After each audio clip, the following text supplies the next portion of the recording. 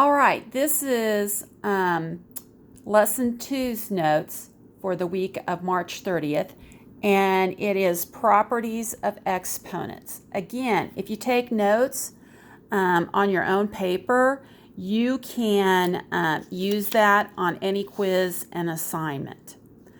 I have right here the power card. If you don't have your power card, you might take a picture of this for sure, or stop the video and the recording and copy down these powers because it may help you today and on the assignment and other future tests and quizzes and assignments. We're going to start with properties of exponents, and I know that this is a review, but it is something that we need to do.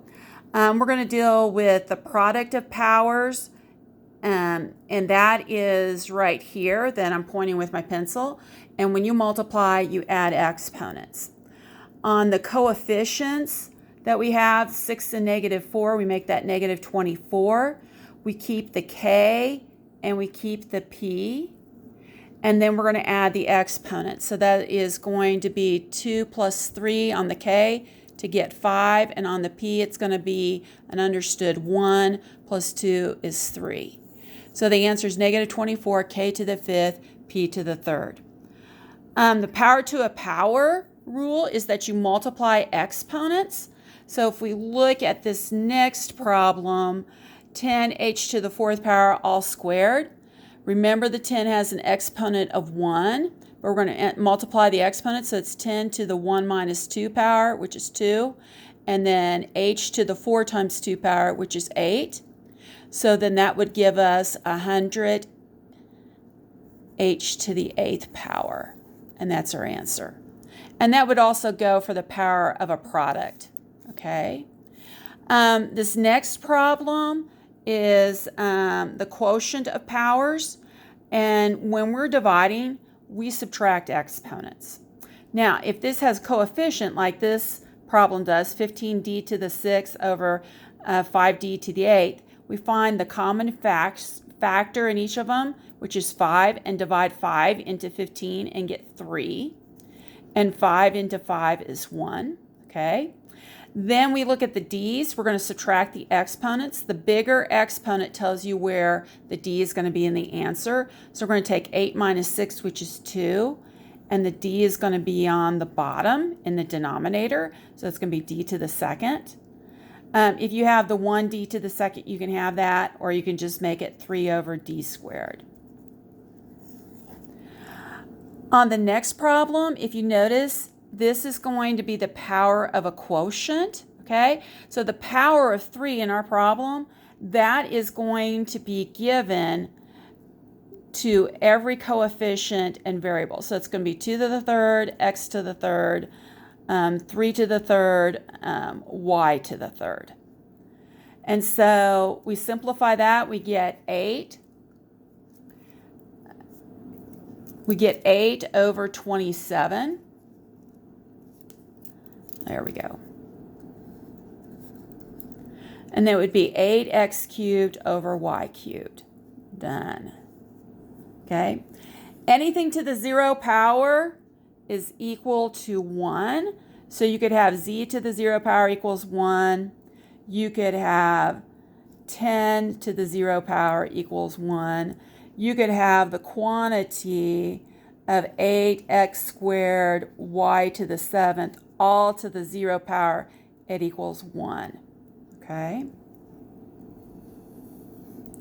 If you have a negative exponent, you can't have that. That is, it's only acceptable in scientific notation, okay? So if there's a negative exponent up on the top, you bring it down to the bottom, downstairs into the denominator. So then it's 1 over 7 squared, which is really 1 over 49. We're not going to accept decimal answers. And if it's 1 over 6 to the -2, the negative exponent is down in the denominator. You're going to bring it upstairs to the numerator and make it 6 squared, which is 36. And then for the rational exponent, which we've had before, if you have a fractional exponent, it's power over root, okay? Power over root. So on 16 to the 3/4 power, I'll put P for power, R for root. So that is going to be the 4th root of 16, and then we're going to cube it. If you look at the power card, the 4th root of 16 is 2, and then you cube it, and you get 8. And that's your answer. Now, this is using these properties individually. If you need to copy those down, go ahead and pause the video, and you can do that. Now we're going to mix some of them together, the properties, starting with the quantity of 7n to the 4th power to the -2 power. Remember, 7 has an exponent of 1. So we're going to multiply exponents. So 7 to the 1 times -2 power is -2 for the 7. And then n to the 4 times -2 power is a -8.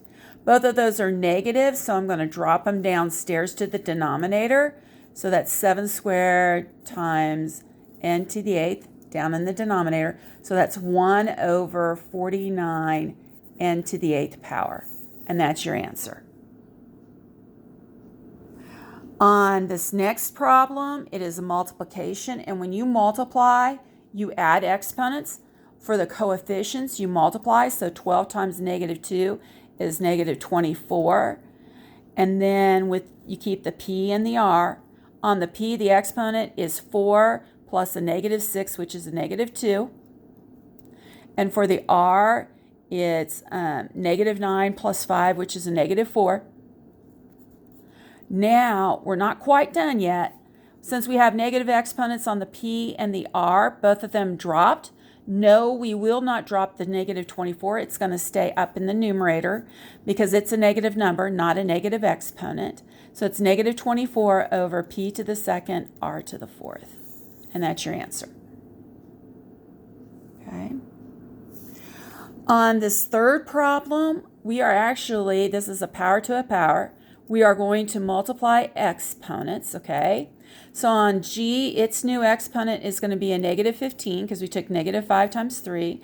On the N, it's going to be a -4 times 3, which is a -12. That can't be our answer because we have negative exponents. We're going to bring the N to the top because it has a negative exponent, so it becomes N to the 12th up in the numerator.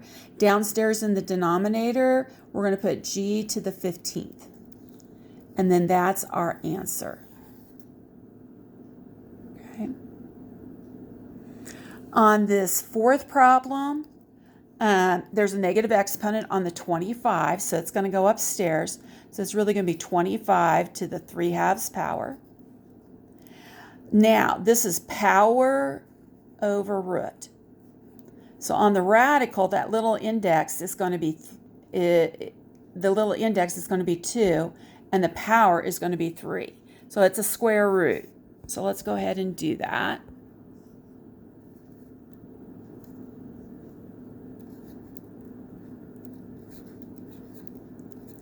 So the square root of 25 is 5, and then you cube it, it's 125.